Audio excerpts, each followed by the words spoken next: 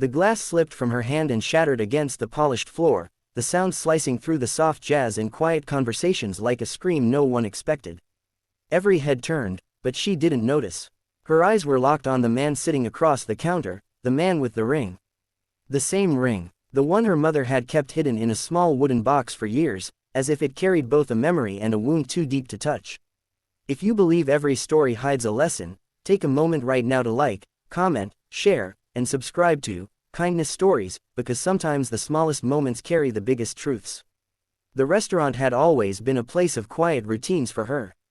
Warm amber lights, the clinking of glasses, the smell of roasted garlic and butter, it was her world, predictable and safe.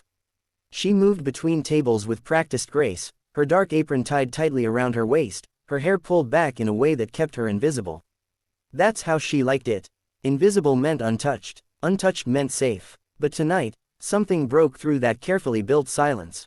He didn't look like someone who belonged to her world. His suit was too precise, his watch too expensive, his posture too still, as if he had spent years learning how to hold himself together. A man used to control. A man used to being listened to. But what caught her wasn't any of that. It was the ring, a simple band, worn but unmistakable. A faint engraving curled along its edge, something she had traced with her finger as a child while her mother told stories she never quite finished. Stories that always ended with silence and a distant look in her eyes. She had tried to ignore it at first. She really had. She told herself it was just coincidence, that rings could look alike, that memory had a way of playing tricks. But as she brought his drink, her hand trembled, her breath caught, and something deep inside her refused to stay buried. So she said it, softly at first, almost as if the words might disappear before they reached him. My mother has a ring just like yours. The air shifted. He froze, not dramatically, not in a way anyone else would notice, but something in his eyes changed. A flicker, a crack, like a door opening to a room he had sealed shut decades ago. For a moment, neither of them moved. Then the world came rushing back, the murmur of voices, the music, the distant clatter from the kitchen, but between them, there was only silence.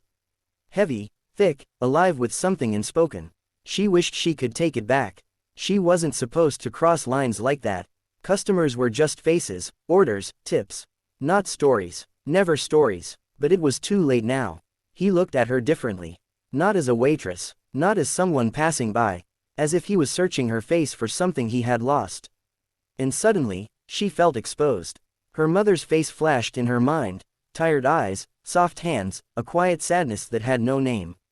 The way she would sometimes hold that ring and disappear into herself. The way she never explained where it came from.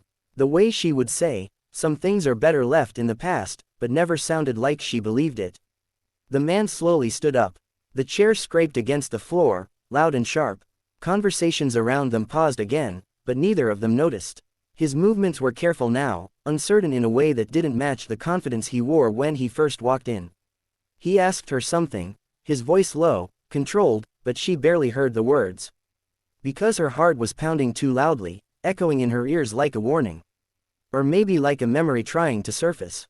Minutes later, they were sitting across from each other, roles forgotten. The waitress and the millionaire. Two strangers tied together by a piece of metal that suddenly felt heavier than anything either of them could carry. He turned the ring slowly on his finger, as if seeing it for the first time. She told him about her mother, not everything, just fragments. The quiet life, the sacrifices, the way she worked endless hours but never complained. The way she would sometimes stare out the window as if waiting for something that never came. And as she spoke, she saw it happen. The man began to unravel.